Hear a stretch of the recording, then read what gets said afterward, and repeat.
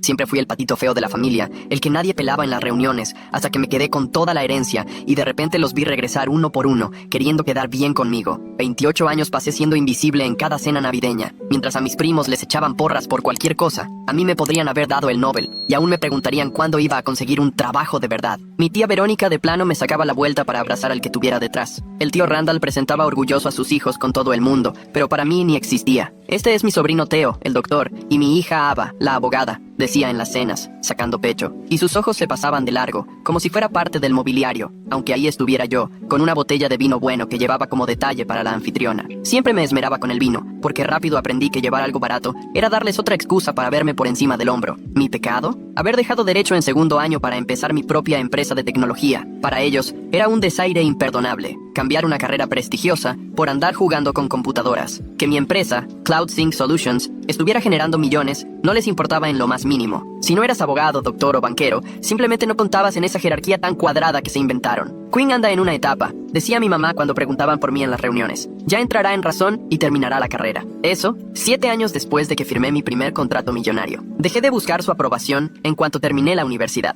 Me aventé una maestría en computación mientras trabajaba de sol a sol, sacando puro 10 a pesar de jornadas de 60 horas entre la empresa y la escuela. Cuando les compartí la foto de mi graduación en el chat familiar, nadie dijo nada. 3 días de completo silencio. Pero cuando mi primo Finn lo ascendieron a subgerente en una cafetería, un trabajo que pagaba $12 la hora, le llovieron las felicitaciones. Lo invitaron a cenas y hasta le regalaron un reloj de oro por el gran logro. No es que no lo notara. Para ese entonces, yo ya era jefe de 15 personas. En las cenas navideñas me seguían sentando en la mesa de los niños, aunque tenía 28, y era mayor que media mesa de adultos. Siempre entre mi primo de 7 y la sillita de bebé. En las bodas ni siquiera salía en las fotos familiares. De verdad me pedían que me quitara para tomar solo las de la familia, como si de pronto mi ADN no contara. ¿Nos tomas una foto?, me decían, dándome el celular como si fuera el fotógrafo. Y en las pláticas, hablaban como si yo no estuviera, comentando mi vida en tercera persona mientras yo tragaba saliva, cerveza en mano, preguntándome por qué había manejado 3 horas para aguantar humillaciones. ¿Y Quinn qué onda?, preguntaba tía Verónica a mi mamá, aunque yo estaba justo ahí, a 1 metro. ¡Ay, sigue con eso de las computadoras!, contestaba mi mamá,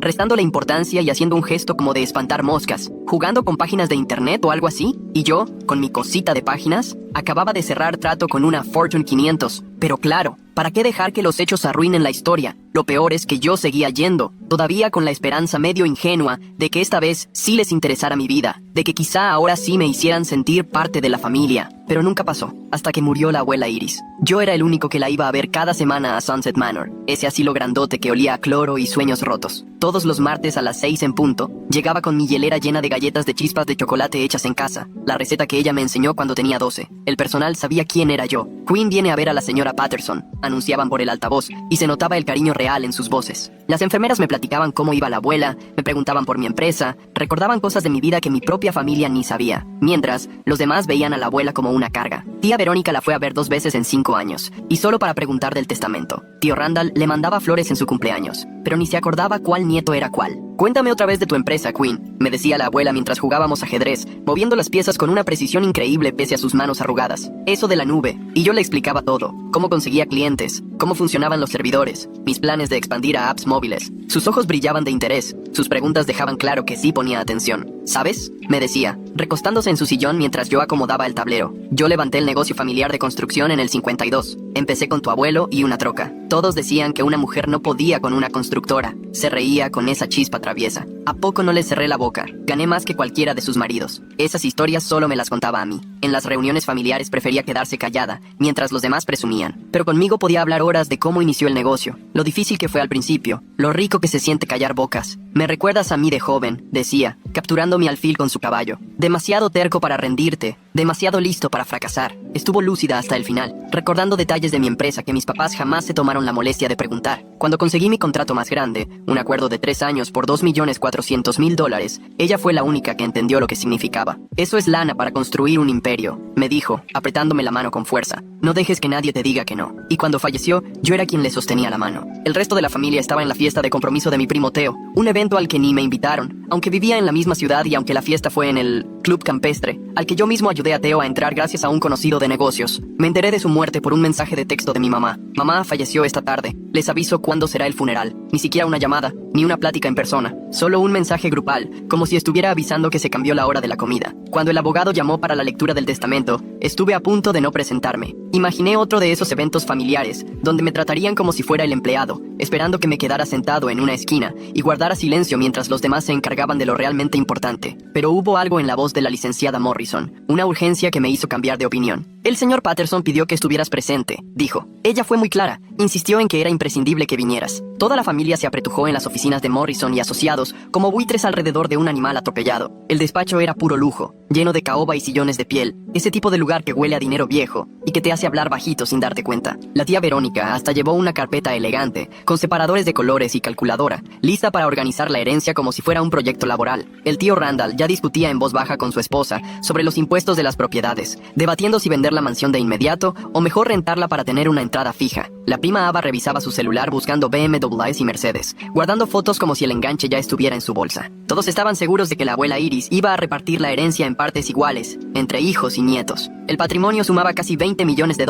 la mansión victoriana más de 2, portafolios de inversión de más de 4, la constructora familiar arriba de 12. Aunque lo repartieran entre 12, todos saldrían de ahí millonarios. Yo estaba en una esquina, invisible como siempre, viendo cómo se repartían un dinero que todavía ni era suyo, pretendiendo sentir afecto por la mujer que tuvo que morirse para que eso fuera posible. La licenciada Morrison aclaró la garganta y comenzó a leer con ese tono de quien lo ha hecho 1000 veces. Yo, Iris Elizabeth Patterson, en pleno uso de mis capacidades, declaro que este es mi último testamento. Siguió el típico lenguaje legal, revocación de testamentos anteriores, nombramiento de albacea, lo de siempre, puro trámite que hace ricos a los abogados y pobres a las familias. Y luego vino lo bueno. A mi querida familia, les dejo exactamente lo que me dieron en mis últimos años. Un silencio incómodo llenó la sala. La tía Verónica dejó de escribir. El tío Randall alzó la vista de sus cuentas. A mi hija Verónica, que me visitó 2 veces en 5 años y olvidó mis últimos 3 cumpleaños, le dejo mi decepción y mis mejores deseos para el futuro. El silencio era tan profundo que se escuchaba el aire acondicionado y el tecleo de la secretaria en la oficina de al lado. El rostro de la tía Verónica parecía de papel. Esto debe ser un error, murmuró. La licenciada Morrison siguió leyendo como si nada. A mi hijo Randall, que mandó flores una vez al año pero ni siquiera recuerda quiénes son sus nietos cuando hablamos, le dejo mi tristeza por sus decisiones y la esperanza de que algún día valore la presencia más que los regalos. El tío Randall quiso decir algo, pero Morrison le hizo una seña para que se callara. A mis nietos, Theo, Ava, Finn y los demás que adoptaron las prioridades de sus papás, les dejo exactamente la misma atención y cariño que me mostraron. O sea, ninguno. Ahora sí, el silencio era brutal.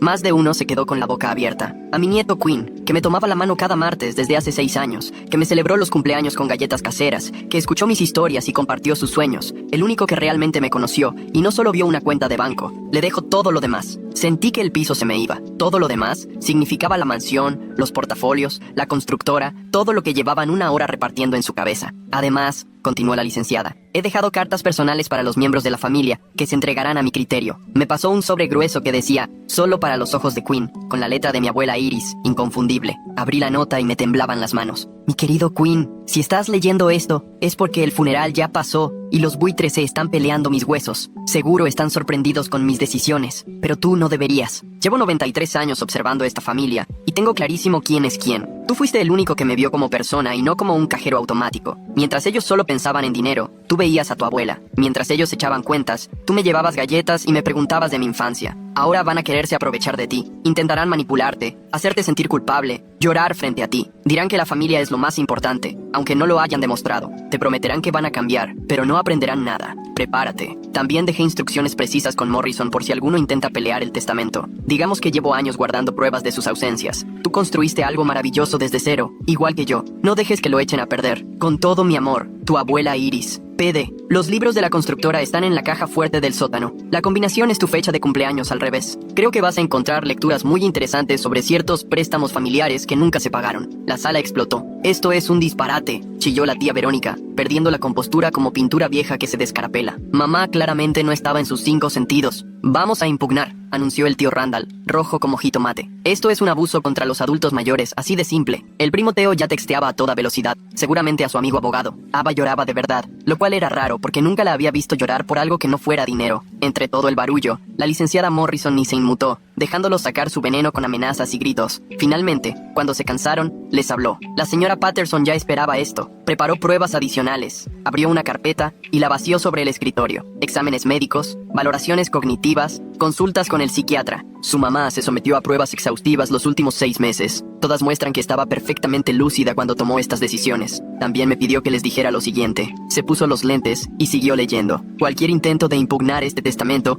va a provocar que se hagan públicos ciertos documentos financieros familiares que la señora Patterson fue guardando durante años. Entre ellos hay papeles sobre préstamos que nunca se pagaron, negocios turbios y algunas broncas fiscales que seguro le van a interesar al SAT. El silencio que cayó después no era el mismo de antes. Ahora era ese silencio incómodo donde todos se dan cuenta de que los tomó por sorpresa a alguien a quien no le tenían fe. El rostro de la tía Verónica pasó de pálido a verde. El tío Randall no dejaba de sudar aunque el aire acondicionado estaba a todo. No lo haría, murmuró Verónica. Fue empresaria a 70 años, respondió Morrison. Siempre llevó sus cuentas al pie de la letra. Y así, sin más, se acabó la discusión. No porque creyeran que el testamento era justo, sino porque los habían pescado con las manos en la masa, en planes que apenas empezaba a descifrar. Salí de esa oficina medio aturdido, con un montón de papeles que de la nada me convertían en uno de los más ricos del estado, y cargando secretos capaces de destruir a los mismos familiares que se habían dedicado toda la vida a pisotearme. No había llegado ni al coche cuando ya me estaban llamando. En menos de una hora, mi celular era un hervidero de mensajes. Gente que no me hablaba desde hacía meses, ahora se peleaba por buscarme. La tía Verónica, Quinn,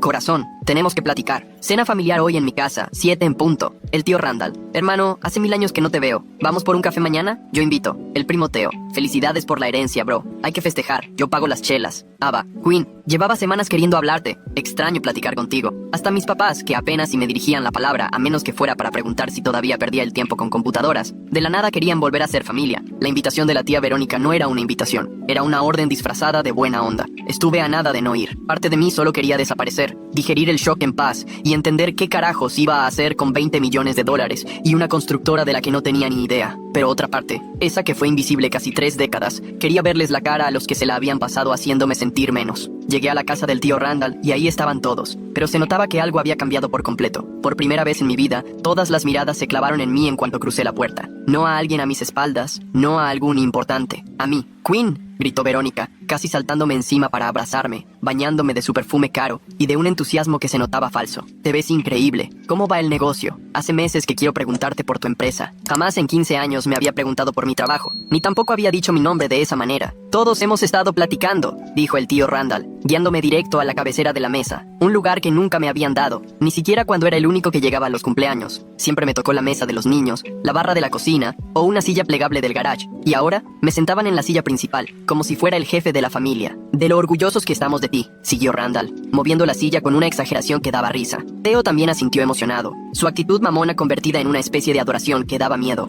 Les estaba contando lo brillante que siempre has sido. ¿Te acuerdas cuando armamos esa compu desde cero? Siempre supe que ibas a llegar lejos. Lo miré de frente. Dijiste que era una pérdida de tiempo y la rompiste tú mismo. Su sonrisa se tambaleó un segundo, pero rápido se recompuso. Éramos unos chamacos, ¿no? No sabíamos que teníamos a un genio entre nosotros. De pronto, todos en la familia tenían recuerdos bonitos sobre cómo siempre me apoyaron. Todos los desprecios se volvieron motivaciones, y los desaires, simples malentendidos. Yo siempre les decía a todos que eras el más listo de la familia. Juraba la tía Verónica, que la última vez me presentó como el sobrino raro. Sabíamos que lo tuyo con las compus te iba a funcionar un día, soltó mi mamá, la misma que por años les decía a los demás que era una etapa. Y así siguió la conversación por más de una hora, como si reescribieran 28 años de historia familiar, con caras serias y voz convencida. Pero yo podía ver cómo calculaban cada palabra, buscando sacar el mayor provecho posible. No era arrepentimiento, era puro interés. La cosa es, empezó Verónica con cuidado, dejando su copa y haciéndosela preocupada. Nos da miedo que manejes tanta lana tú solo. Es una carga enorme, abrumadora, secundó Randall. Ese dinero te puede cambiar la vida, pero hay que saber usarlo. Queremos apoyarte, sumó Theo. La familia tiene que estar unida, sobre todo en momentos así. La prima Ava, que apenas si había hablado, sacó una carpeta que ya traía lista. Igual y podemos hacer un fideicomiso familiar, sugirió, esparciendo papeles en la mesa. Juntamos la herencia para beneficio de todos. Compartimos la responsabilidad y las ganancias.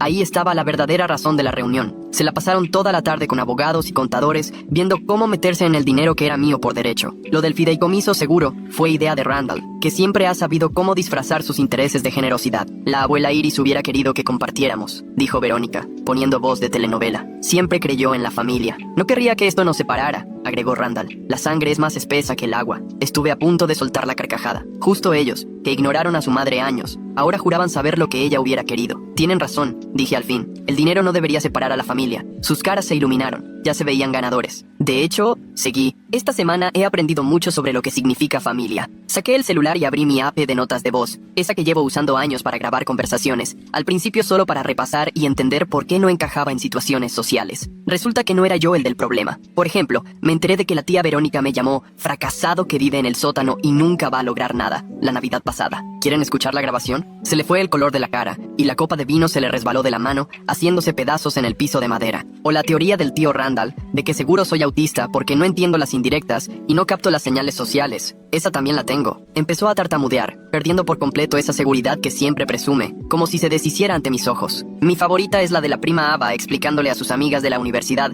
por qué no me mete en las fotos familiares, que no quiere que la relacionen con vergüenzas y que mi cara podría arruinarle su imagen en redes sociales. Llevo años grabando lo que se dice en la familia, al principio solo para entender en qué estaba fallando, por qué no podía conectar con la gente que, se supone, debería quererme sin condiciones. Las grabaciones lo dejaron clarísimo. El problema nunca fui yo, siempre fueron ellos. Queen, por favor, empezó Verónica, pero levanté la mano para callarla. Déjenme ponerles mi fragmento favorito, dije mientras buscaba entre meses de audios. Esto es de la cena de Pascua de este año. A lo mejor te acuerdas, Verónica, que le estabas diciendo a mi mamá por qué ya ni debería invitarme a las reuniones familiares. Puse play. La voz de Verónica llenó el cuarto, clarita desde mi celular. Es que es tan incómodo, y la verdad, medio patético. Todavía jugando con computadoras a su edad, Theo es doctor, Ava es abogada, Finn ya va subiendo en la empresa. ¿Y Queen? ¿Qué tiene de qué presumir? Un negocio de páginas web que ni va a despegar. Verónica parecía querer desaparecer. Pero aquí viene lo mejor. Seguí mientras adelantaba el audio. Ahora hablaba el tío Randall. Ese chavo está en la luna si cree que lo de las computadoras es una carrera de verdad. Cuando se baje a la realidad, igual le consigo chamba en la construcción. El trabajo pesado seguro le enseña humildad. El silencio en la sala era tan denso que se podía cortar con un cuchillo. Durante 6 años, bajé la voz. Vi a la abuela Iris preguntar por ustedes. Cada martes, a la hora de la cena, volteaba a la puerta esperando que alguno llegara. Guardaba recortes de periódico con sus logros, queriendo sentirse cerca de su familia. El primo Theo no hallaba cómo sentarse. Me pedía que le enseñara sus fotos de Facebook en mi celular porque los extrañaba. Se preocupaba de haber hecho algo mal. Pensaba que tal vez había fallado como abuela. Me levanté de ese lugar en la cabecera, ese asiento simbólico que me dieron solo para manipularme. Yo le decía que estaban ocupados. Seguí. Les inventaba pretextos porque no quería que se sintiera sola, pero ella lo sabía. Tenía 93 años. No era ninguna ingenua. Queen, por favor, repitió Verónica, pero la ignoré. Ella sabía que sus propios hijos solo la visitaron 2 veces en 5 años. Sabía que sus nietos ni se acordaban de su cumpleaños. Sabía que la única vez que llamaban era para preguntar por la herencia o para ver cuándo cambiaba el testamento. Caminé hacia la puerta y todos me miraban como si fuera un fantasma. ¿Quieren saber qué quería de verdad la abuela Iris? Que su familia la visitara, que la llamaran, que la recordaran en su cumpleaños y que trataran a su nieto, a mí, con tantita decencia. Nos equivocamos, soltó el tío Randall desesperado, pero podemos cambiar. Somos familia. Tienes toda la razón, contesté, deteniéndome en la entrada. Somos familia, y les estoy dando justo lo que ustedes me dieron todos estos años. Los miré uno a uno directo a los ojos. Nada. Las consecuencias no se hicieron esperar. Primero vinieron las llamadas, luego los correos, después los abogados. Intentaron de todo para quedarse con la herencia. Empezaron con súplicas, mensajes llorosos sobre los lazos familiares y que todos merecen una segunda oportunidad. Luego vinieron los chantajes, acusándome de deshonrar la memoria de la abuela Iris por resentido. Cuando la manipulación emocional no funcionó, pasaron a los pleitos legales, queriendo impugnar el testamento y diciendo que la abuela Iris ya no estaba en sus 5 sentidos. Su caso se cayó en una semana, cuando mi abogado presentó 6 años de videos donde se veía clarito que la abuela estaba lúcida y con la mente bien puesta, grabaciones que le hice durante nuestras partidas de ajedrez y pláticas, cuando todavía solo quería guardar recuerdos con ella. Las grabaciones donde explicaba por qué los desheredó, desde luego, no les ayudaron en nada. La abuela fue clarísima y meticulosa al dejar sus razones. Queen fue el único que me trató como persona, no como cajero automático. Se ganó esta herencia con 6 años de cariño y atenciones de verdad. Los demás pueden buscarse la vida como él lo hizo. Después intentaron decir que la había manipulado, que la puse en contra de sus hijos. Pero esa excusa tampoco les sirvió cuando el personal del asilo declaró sobre mis visitas semanales y la ausencia total de la familia. El testimonio de la jefa de enfermeras fue contundente. En 6 años, el señor Queen nunca falló a su visita de los martes. La señora Patterson se emocionaba desde el lunes en la noche, preguntando si creíamos que Queen iba a traer galletas esa semana. Al resto de la familia, solo los veíamos 2 veces al año, casi siempre en Navidad o cuando necesitaban que firmara algo. 3 meses después de la lectura del testamento, los pleitos legales se acabaron. La herencia era, ahora sí, oficialmente mía. Ahí fue cuando empezaron las verdaderas consecuencias. La tía Verónica perdió su casa. Había vivido años por encima de sus posibilidades, llenando tarjetas y pidiendo préstamos contando con la herencia que nunca llegó. De pronto, todo le cayó encima. El aviso de embargo llegó en martes, justo el día que yo solía visitar a la abuela Iris. El restaurante del tío Randall fue el siguiente en caer. se había expandido sin tener con qué responder, apostando a la herencia para cubrir deudas, y sin ese colchón, el negocio tronó feo. La Secretaría de Salud encontró 1000 irregularidades en la última inspección, y hasta los periódicos locales publicaron su cierre con titulares como «Restaurante familiar sirve su última comida». El primo Teo tuvo que regresar a casa de sus papás después de que su compromiso se vino abajo. Resultó que su prometida estaba más interesada en el dinero familiar que en el sueldo de residente de pediatría. Cuando se enteró del testamento,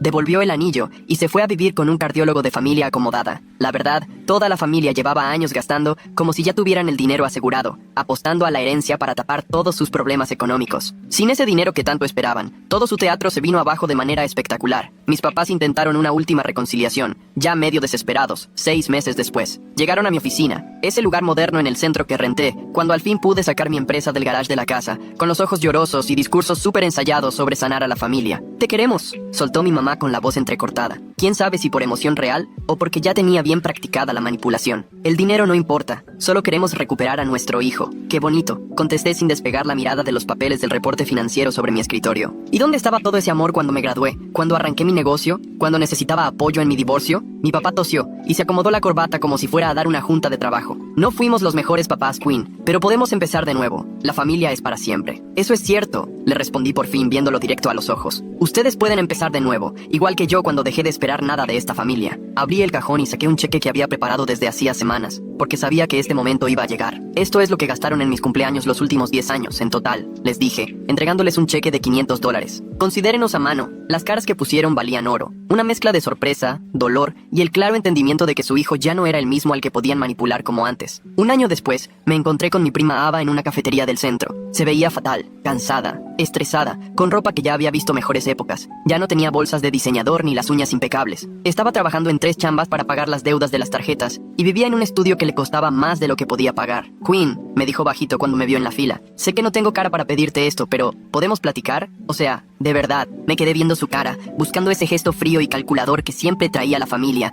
pero por primera vez vi algo diferente, un arrepentimiento real. «He pensado mucho en lo que me dijiste esa noche», siguió, casi susurrando, «sobre cómo te tratamos y cómo tratamos a la abuela Iris. Tenías razón en todo», y empezó a llorar. Pero no era el llanto fingido que echó cuando leyeron el testamento, sino un llanto de verdad, de esos feos que hacen voltear a la gente. «He estado tan enojada contigo por no compartir la herencia», reconoció, «pero la neta es que estoy enojada conmigo misma. Todos lo estamos. Sabíamos que no te tratábamos bien y aún así lo hicimos». «¿Por qué?», pregunté, de verdad curioso después de tantos años. «Porque era más fácil que aceptar que estábamos celosos», me dijo limpiándose la nariz con una servilleta. «Tú siempre fuiste la más lista, la más dedicada, la más auténtica. Tú sí construiste algo propio mientras nosotros nos recargábamos en lo de la familia, y en vez de celebrarte, te castigamos». Por primera vez, un familiar estaba asumiendo la culpa sin pretextos ni tratar de bajarle el peso a lo que hizo. Nomás la pura verdad, directa y honesta. «No espero que me perdones», agregó, «y no te vengo a pedir dinero. Solo quería que supieras que algunos ya entendimos lo que perdimos». Le invité el café, nada del otro mundo, pero se sintió importante. Nos quedamos en una mesa de la esquina como 2 horas, contándome cómo perdió la chamba en el despacho de abogados,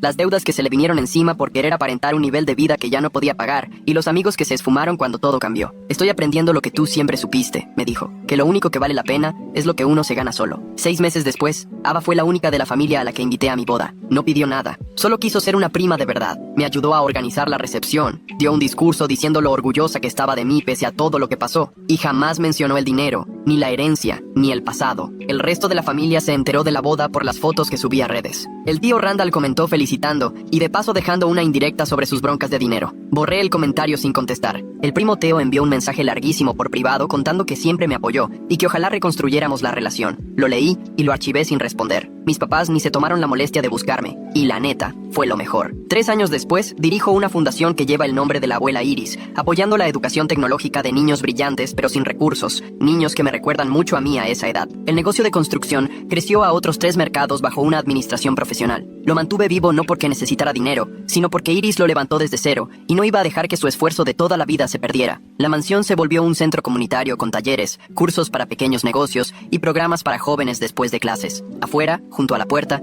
hay una placa que dice Centro Comunitario Iris Patterson, donde todos son bienvenidos. A veces me pregunto si debí ser más comprensivo, si debí dar otra oportunidad, compartir el dinero, tratar de arreglar la familia. Pero luego recuerdo las tardes de martes con la abuela Iris, tomándole la mano mientras ella se preguntaba por qué su familia la había dejado de lado. Y sé que tomé la decisión correcta. Hay cosas que el dinero no puede comprar, y el perdón es una de ellas. Eso se gana con acciones, no con palabras, con constancia, no por conveniencia, con presencia, no con regalos. Y después de 28 años de ser invisible, al fin entendí que mi presencia era un regalo, uno que se debe merecer, no exigir. La oveja negra no siempre se queda en el rebaño. A veces encuentra un grupo mejor, a veces hasta crea el suyo propio.